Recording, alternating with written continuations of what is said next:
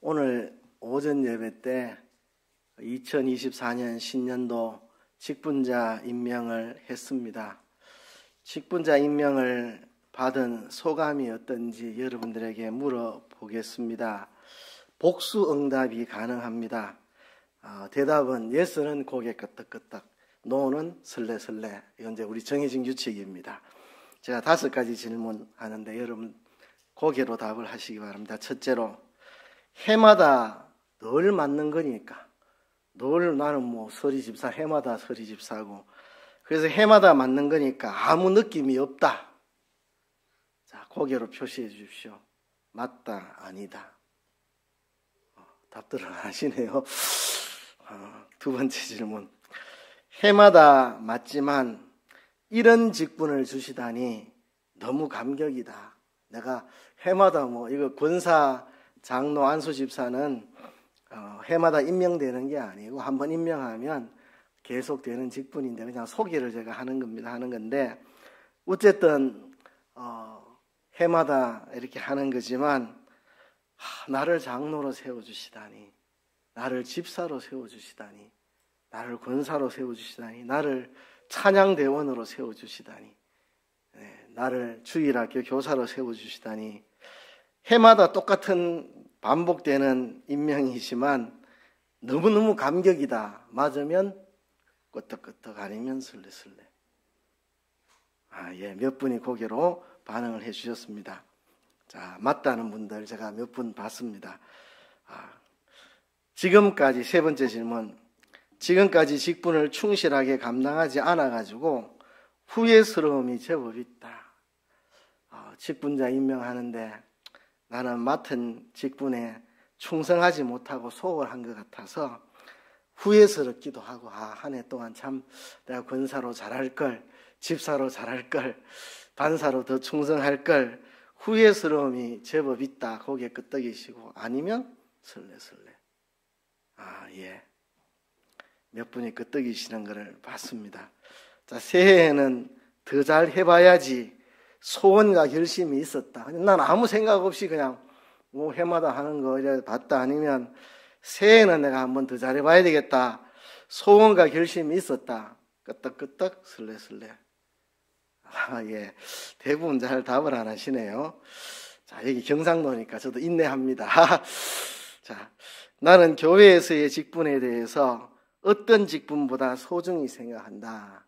이거는 끄덕끄덕 설레설레 하지 마세요. 이건 좀 너무 공개적으로 답하기 조금 민망한 거다, 그죠? 여러분 마음속으로 답하시면 됩니다.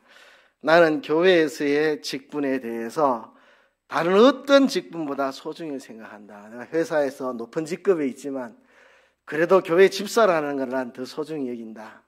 자, 그런지 안 그런지 각자 대답하십시오. 이거는 노골적으로 표시하면 좀 민망할 수 있습니다. 자, 오늘 여러분들의 소감을 한번 들어봤는데요. 일꾼에는 세 종류의 일꾼이 있습니다. 제 입장에서 그렇습니다. 제 입장에서. 담임 목사 입장에서. 뭘 맡겨놓으면 돌아보지 않아도 되는 분들이 있습니다. 한번 뭘 맡기면 신경 안 써도 되는 사람. 그분에게 맡겼다 하면 전혀 안 돌아봐도 다 되는 사람. 제가 담임 목사로서 어떤 분에게 맡기면 저분은 책임지고 잘한다. 내가 신경 하나도 안 써도 된다. 이런 사람이 있습니다. 두 번째는 일을 맡겨놓고도 항상 다시 돌아봐야 되는 사람. 하고 있는지 제대로 하는지 항상 일을 맡겨놓고도 몇 번이고 돌아봐야 되는 사람. 그렇죠? 세 번째, 심지어는 돌아보는 것도 힘들어서 내가 직접 하는 게 나을 뻔했다. 이런 경우도 있습니다. 내가 직접 하는 게 그분에게 맡겨놓고 돌아보는 것보다 차라리 쉽겠다.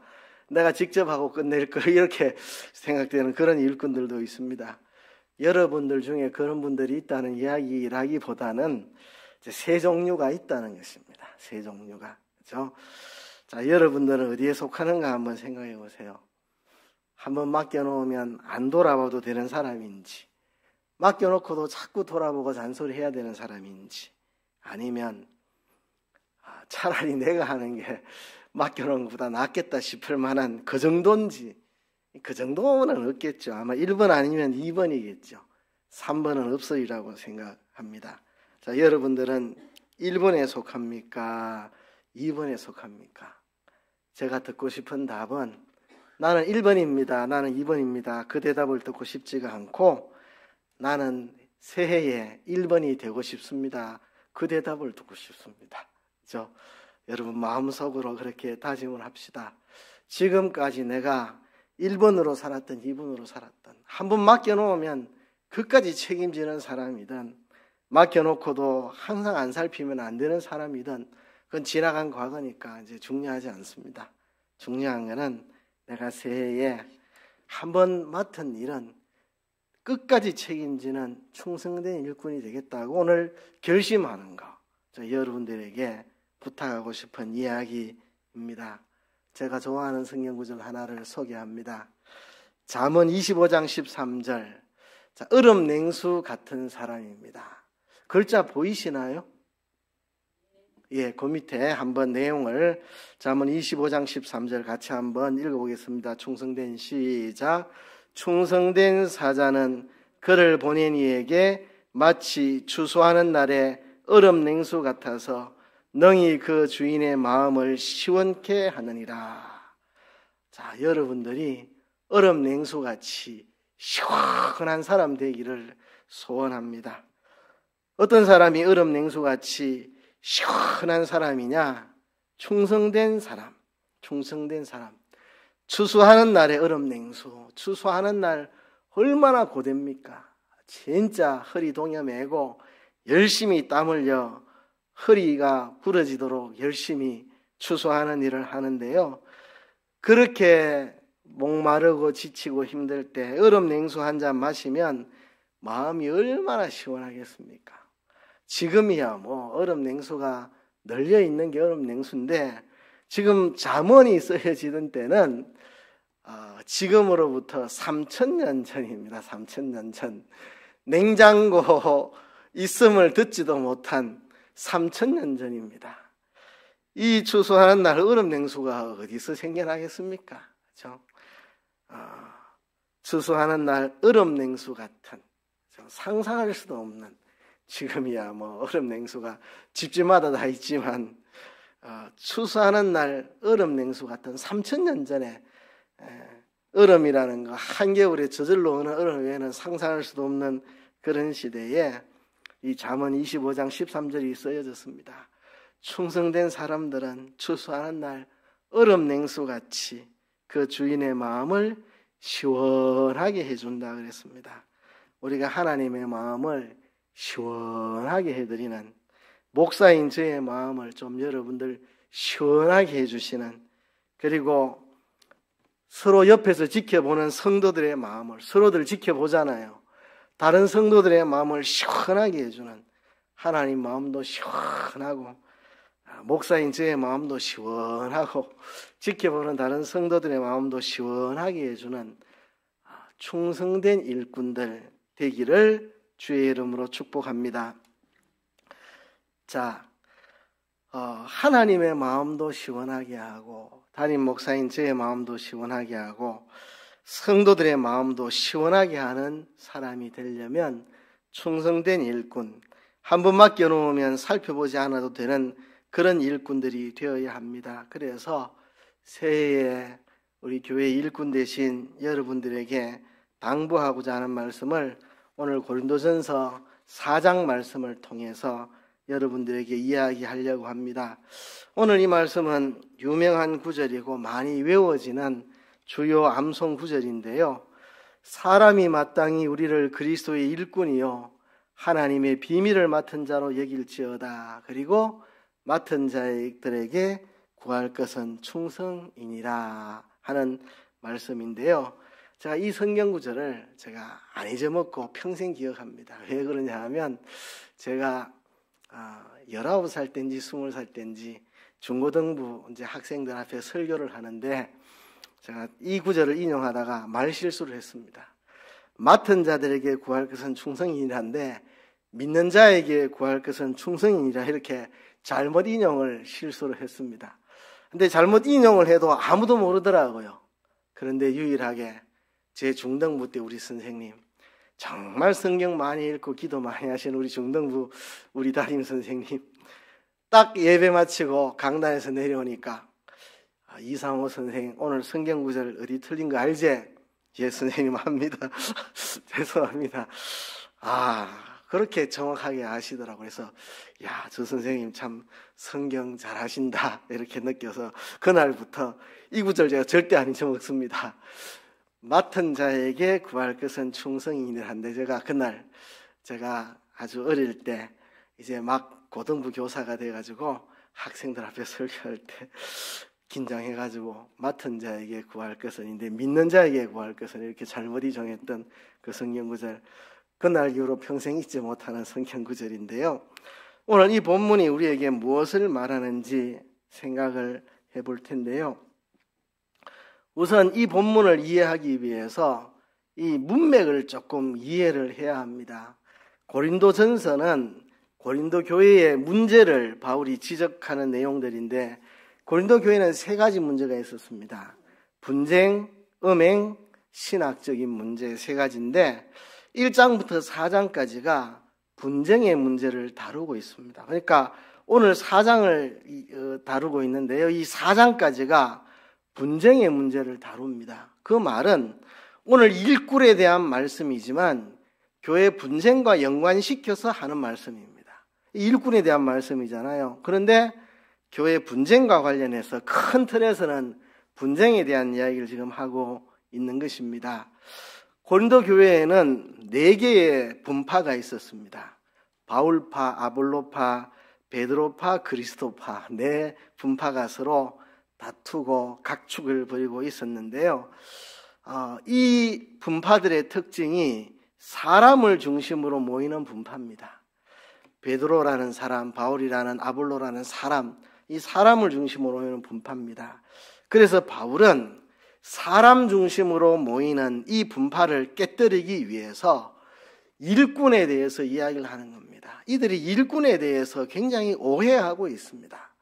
바울이라는 교회 일꾼, 베드로, 아볼로 이런 교회 일꾼들에 대해서 이들이 오해하고 있기 때문에 자꾸 교회 일꾼들을 중심으로 나는 이 장로님 파다, 나는 저 장로님 파다, 나는 이 권사님 파다, 나는 저 권사님 파다, 나는 담임 목사 파다, 뭐 이런 거죠.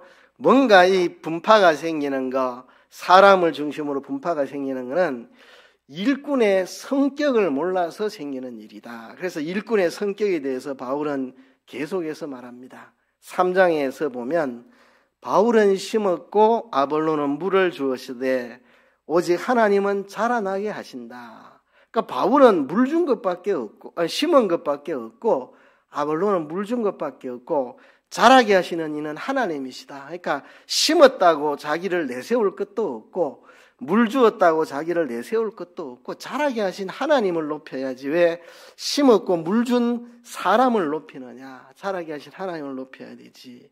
심는 이와 물 주는 이는 아무것도 아니로되 오직 자라나게 하시는 이는 하나님이시다 그랬습니다. 그러면 바울이나 아볼로나 베드로나 심고 물 주는 우리는 아무것도 아니라면 그럼 우리는 뭐냐? 우리는 하나님의 동력자들이다. 너희는 하나님의 밭이고 집이다. 너희는 하나님의 밭이고 집이고 교회는 하나님의 집이고 우리는 하나님의 동력자들로서 일하는 사람이다. 그러니까 우리는 내가 잘나가지고 내 중심으로 사람들을 모으고 내 중심으로 뭘 내세우고 할 사람들이 아니다. 우리 하나님과 동력하는 사람이다. 그래서 우리는 잘 세워야 한다. 잘 세워야 한다. 그래서 그리스도의 터 위에 우리가 세워나가는데 금과 은과 보석으로 세우면 상 받을 거고 나무와 풀과 지푸로 세우면 벌 받을 것이다. 그러니까 일꾼들은 정말 그리스도의 터 위에 잘 세워서 하나님에게 칭찬 들어야 되고 잘못 세워서 하나님께 혼나는 그런 일 없도록 조심해서 주님의 일을 할 것이지 내가 뭐 대단한 사람이라고 뽐내고 자랑하고 목에 힘주고 권세 부리고 내가 잘난 척하고 내 중심으로 사람 모아서 편당 만들고 이런 짓을 하면 안 된다. 우리는 정말 조심해서 하나님 앞에 혼나지 않도록 그리스도의 터 위에서 금과 은과 보석으로 조심해서 잘 세워나가야 될 그런 사람이다. 여기는 하나님의 밭인데 우리 멋대로 목에 힘주고 까불면 안 된다. 이 교회는 하나님의 밭인데 내 밭이 아니고 하나님 밭인데 내가 뭐 대단한 사람이냐 권세 부리고 그렇게 해서는 안 된다. 이건 하나님의 집이다. 내 집이면 내 멋대로 하지만 하나님의 집에서 내가 목에 힘주고 내가 잘난 척하고 내가 권세 부리고 내가 큰 소리 치고 하면 안 된다. 이건 하나님의 집, 하나님의 밭이고 나는 하나님의 동역자로서 하나님의 일을 함께 하는 것 뿐이니까 잘해서 칭찬 듣도록 조심하고 잘못해서 혼나지 않도록 조심하는 일을 해야 된다. 3장에서 그렇게 말합니다. 그러면서 3장 끝에는 이렇게 말합니다. 바울도 아볼로도 게바도 세계도 생명도 사망도 지금 것도 장래 것도 다 너희의 것이요 너희는 그리스도의 것이고 그리스도는 하나님의 것이다. 이렇게 결론을 냅니다. 바울, 아볼로, 게바 그 사람들을 높이지 마라. 그러니까 바울은 자기를 포함시켜서 지금 하는 말입니다. 나를 높이지 마라. 아볼로도 높이지 말고 게바도 높이지 말아라. 바울이나 아볼로나 게바나 뭐 세계도 생명도 사망도 다 너희의 것이다. 너희는 교회잖아요. 교회를 위해 있는 것이다. 우리는 교회를 위해 있는 것이다. 우리보다 교회가 크다. 그러니까 우리보다 너희가 더 크다. 우린 너희의 것이다. 우리는 아무것도 아닌데 너희 때문에 교회 때문에 세움을 받은 일꾼이다. 그렇죠? 이 목사가 큽니까? 교회가 큽니까? 교회가 크죠. 교회가 없으면 목사를 세울 필요도 없고 목사가 존재할 이유도 없잖아요. 교회를 위해서 목사가 있는 겁니다. 교회를 돌보고 섬기고 가르치라고. 그러니까 교회가 큰 것이지 목사가 큰 게 아니죠. 그죠? 장로가 큰 게 아니고 교회가 큽니다. 교회가 없으면 장로가 있을 필요도 없습니다. 교회 때문에 장로가 있고 목사가 있는 거예요. 그래서 바울도 아볼로도 게바도 다 너희의 것이고 근데 너희는 그리스도의 것이고 그리스도께서 피 흘려서 너희를 세웠다. 그렇죠?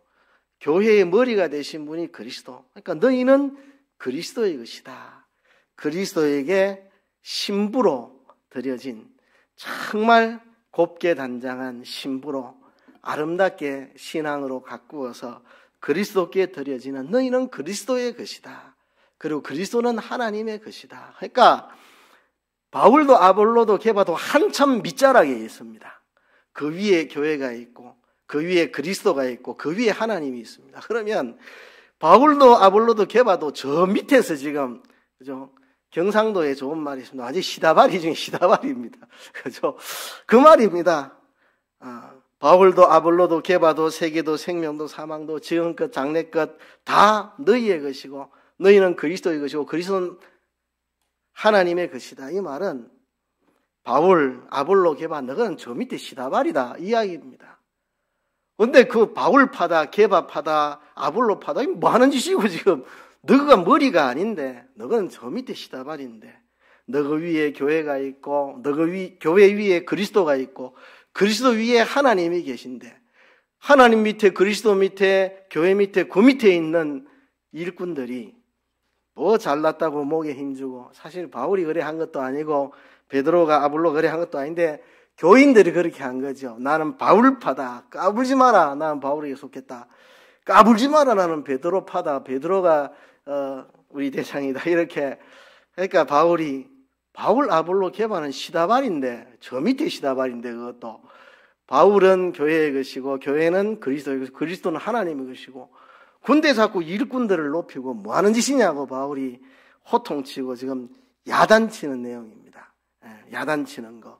뭘 알고 바울판이 아볼로판이 게바판이 뭐 알고 그 해야 되지.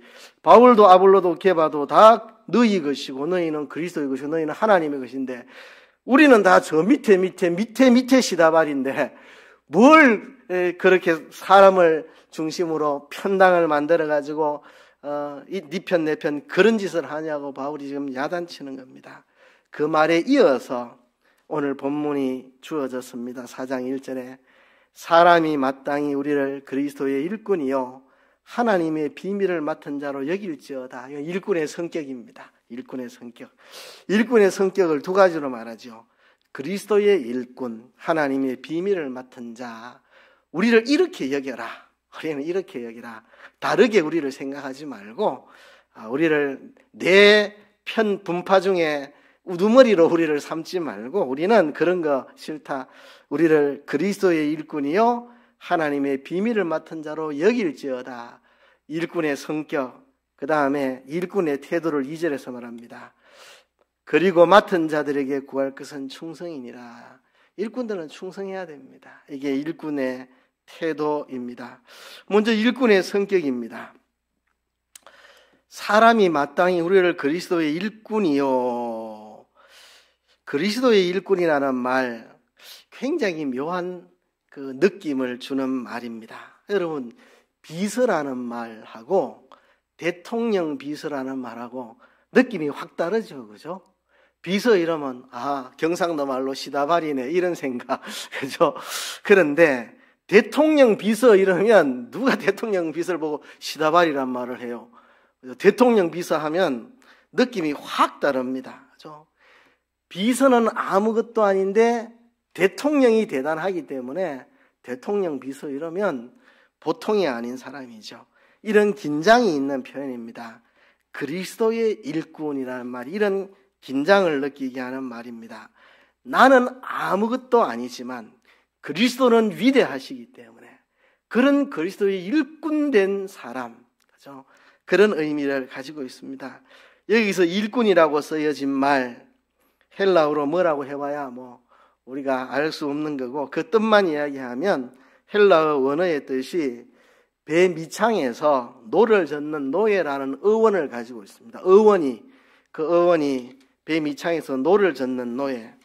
그러니까 로마 시대에 배 밑창에서 노 젓는 노예는 중죄인이나 노예 중에도 가장 천한 노예들이 하는 일이 배 밑창에서 노 젓는 노예입니다.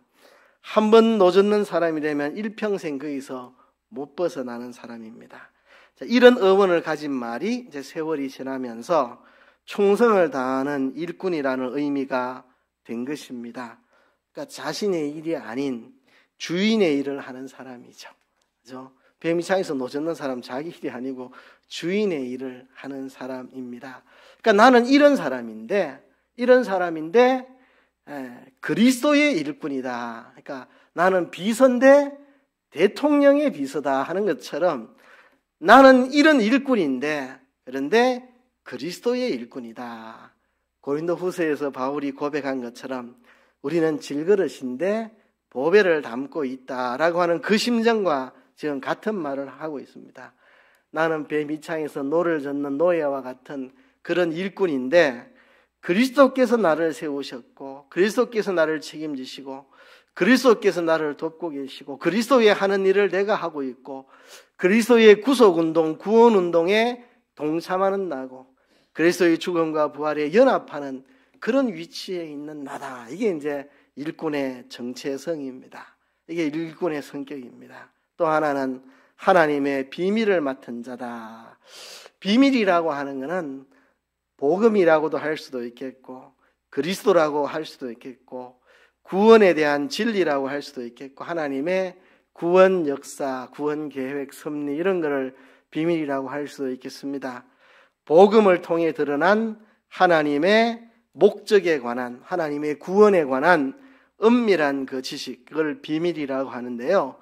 예전에는 감추었다가 신약시대의 복음을 통해 드러난 공개된 비밀입니다. 옛날에는 감추었죠. 천사들도 궁금했습니다. 어떻게 하나님이 저 죄악에 빠져있는 그의 백성들을 구원하실까? 천사들도 궁금했는데 뚜껑을 열어보니 하나님이 사람 되어 오셔서 우리 대신 십자가에 못 박여 죽으시고 부활하시고 성천하신 이것을 통해 하나님이 택하신 백성들 구원을 이루어 주시는, 그래서 예수님의 탄생과 함께 예수님의 십자가의 죽음과 부활 성천과 함께 이제는 만천하에 드러난 공개된 비밀, 다 아는 비밀, 드러난 비밀, 계시된 비밀, 이게 바로 하나님의 비밀입니다. 하나님의 비밀. 이 비밀을 맡은 자이다 하는 겁니다. 우리는 예수 그리스도를 통해 나타난 이 복음 진리, 구원 진리, 이 비밀을 맡아 있는 그런 사람이다. 그러니까 우리는 아무것도 아니지만 하나님의 비밀을 맡은 그런 사람이다. 비서는 아무것도 아니지만 대통령 비서하면은 대단한 사람인 것처럼 우리는 아무것도 아닌데 그리스도의 일꾼 된 사람이고 하나님의 비밀을 맡은 사람이 된 사람들이다 하는 것이 본문의 일꾼의 성격입니다. 그러면 일꾼의 태도가 뭐냐? 그리고 맡은 자들에게 구할 것은 충성이니라 그랬습니다. 여러분, 우리는 맡은 일에 대해서 충성을 다해야 합니다. 여기 맡은 자라는 말의 어원은 집을 관리하는 사람, 청지기를 말합니다. 하나님의 집에서 책임을 맡은 사람, 그런 사람에게 필요한 것은 충성입니다. 충성. 충성은 힘을 다하는 것, 내 있는 힘을 다하는 것, 그게 충성입니다. 깨부리고 내 힘의 일부분만 쏟는 거 이런 게 아니고 마음 다하고 목숨 다하고 힘 다하여 다 기울이는 거, 이게 충성이고요. 변함없이 신실하게 변함없이 가는 게 이 충성이고 끝까지 가는 거, 이게 충성입니다. 충성은 있는 힘 다 기울여서 변함없이 신실하게 마지막 끝까지 가는 거, 이게 충성입니다. 재주가 많은 사람이 설렁설렁하면 하나님이 너는 불합격. 재주가 없고 실력이 없어도 있는 힘을 다 해서 충성하면 하나님이 너는 합격 이러십니다. 그러니까 하나님은 우리가 얼마나 재주가 있느냐 실력이 있느냐 이걸 보는 게 아니고 네가 얼마나 마음 다하고 목숨 다하고 힘 다하느냐 충성하시는 것을 보시는 겁니다. 충성이란 이런 겁니다. 예를 들어서 어느 교회 여성도 한 분이 수요일 저녁 예배 반주를 맡았는데 자기는 반주 실력도 없고 자꾸 버벅거리는 사람인데 교회에 반주 잘하는 교인들도 많이 있는데 그들에게 좀 떠넘기고 싶지만 그분들은 수요일 예배를 안 옵니다. 그래서 부족하지만 자기가 힘써 수요일 예배 반주를 맡아서 하는데 하루 전날 화요일 저녁에는 반주 연습을 하기 위해서 누구와도 약속을 안 잡으려고 최대한 예를 쓰고 수요일은 퇴근하면 곧장 집에 와서 얼른 밥 먹고 1시간 전에 예배 1시간 전에 교회 가서 1시간 동안 연습하다가 예배를 맞는 사람, 그죠? 이런 사람 충성하는 사람입니다. 반주 실력도 없고, 그죠? 자꾸 버벅거리고 그래 해도 자기 있는 힘을 다 해서 하고, 있는 힘을 다 기울여서 하고, 그죠? 변함없이 신실하게 계속 그 일을 하고, 끝까지 그 일을 하는 사람, 이런 사람 충성된 사람. 하나님은 실력 있는 사람을 찾는 게 아니고 충성된 사람을 찾는 것입니다. 성경은 재주, 실력 이런 것을 보지 않고 충성하는가를 봅니다. 저는 이게 얼마나 좋은지 모릅니다. 저도 재주가 별로 없는 사람이라 재주를 본다 이러면 저는 참 목사로서 아주 실망스러울 건데 하나님은 충성된 사람 본다고 하시니까 충성은 실력이 없어도 재주가 없어도 능력이 없어도 누구라도 할 수 있는 거니까 얼마나 이게 위로가 되는지 성경 볼 때마다 위로됩니다. 제가 제 자신을 생각하면 이것도 잘못하고 저것도 잘못하고 못하는 게 참 많은데 하나님은 충성된 자를 찾으신다 하니까 내가 마음만 먹고 힘만 쓰면 할 수 있는 거니까 이게 저는 늘 성경 읽을 때마다 위로가 됩니다. 마태복음 24장에 보면 충성되고 지혜 있는 종이 되어 주인에게 그 집 사람들을 맡아 때를 따라 양식을 나눠줄 자가 누구뇨? 주인이 올 때 그 종이 이렇게 하는 것을 보면 그 종이 복이 있으리로다. 내가 진실로 너희에게 이르노니 주인이 그 모든 소유를 저에게 맡기리라. 그죠? 정말 충성스럽게 주인에 맡겨준 사람들을 돌보는 사람들, 하나님이 그 충성에 대해서 모든 소유를 저에게 맡기리라 그랬습니다. 하나님이 내게 맡겨주신 일, 맡겨주신 사람, 있는 힘 다 기울여서 돌아보면 하나님의 모든 소유를 영원토록 나에게 맡겨주시리라고 그렇게 말씀했습니다. 마태복음 25장에 보면 그 주인이 이르되 잘하였도다 착하고 충성된 종아 네가 작은 일에 충성하였으면 내가 많은 것으로 네게 맡기리니 내 주인의 즐거움에 참여할지어다. 네가 작은 일에 충성했으니까 내가 많은 일을 맡겨줄게. 그러니까 1달란트 받은 사람은 꼭 숨겨뒀고, 이 불충한 사람, 2달란트 받은 사람은 열심히 일해서 2달란트를 남기고, 5달란트 받은 사람 열심히 일해서 5달란트 남겼더니 네가 그 작은 것에 충성했으니까 내가 많은 것으로 너에게 맡겨주겠다. 내 주인의 즐거움에 참여하라. 주인의 즐거움에 참여합니다. 주인의 즐거움이 뭡니까? 사람을 구원해서 살려내는 이 주인의 즐거움이죠. 그 즐거움에 영원토록 함께 참여하게 해주겠다고 말씀했습니다. 요한계시록 10장에 보면 네가 장차받을 고난을 두려워 말라. 볼지어다 마귀가 장차 너희 가운데서 몇 사람을 옥에 던져 시험을 받게 하리니 너희가 10일 동안 환난을 받으리라. 네가 죽도록 충성하라. 그리하면 내가 생명의 멸류관을 네게 주리라. 여러분, 죽도록 충성하라는 말을 편안하고 아무 일 없고 이럴 때 하라고 한 게 아니고, 장차 고난을 받을 때, 시험을 받을 때, 환난을 받을 때, 그 고난과 시험과 환난 중에 죽도록 충성을 하라는 겁니다. 그러니까 우리가 편하게 사는데 우리가 익숙해서 그런데, 고난 중에, 환난 중에, 시험 중에 죽도록 충성해라. 그러면 생명의 멸류관을 내게 주리라.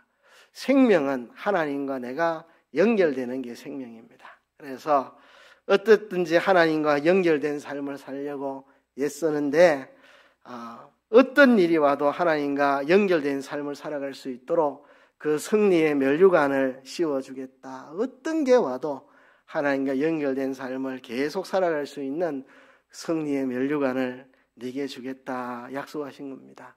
그래서 성경에는 착하고 충성된 종이 되면 주인의 소유를 다 맡겨주신다 했고, 주인의 즐거움에 참여시켜 준다 했고, 생명의 멸류관을 씌워주신다고 했습니다.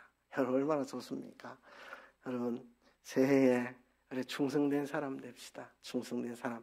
무엇을 맡았든지, 예배에 찬양 인도를 맡았든지, 반주를 맡았든지, 방송을 맡았든지, 화분 가꾸는 일을 맡았든지, 주방에서 식사 준비하는 일을 맡았든지, 주일학교 교사를 맡았든지, 성미를 맡았든지, 우리 여기 자판기 관리를 맡았든지, 물품 구현을 맡았든지, 재정을 보든지, 무엇을 맡았든지 간에 하나님 앞에 충성된 사람, 추수하는 날 얼음 냉수같이 주인의 마음을 시원하게 해주는 그런 사람. 그렇죠? 3000년 전에 냉장고도 없고 얼음도 없는 시대에 진짜 추수하는 날 얼음을 먹어보고 하는 소리인지, 그게 불가능해가지고 상상으로, 추수하는 날 얼음 냉수 한 그릇 마시면 얼마나 좋겠나 상상으로 한 건지, 잠언을 기록한 사람이 솔로몬이니까 솔로몬 정도 되면 권세가 있어서 추수하는 날 얼음 냉수 마셔봤을 수도 있을 것 같기도 합니다만 모르겠습니다.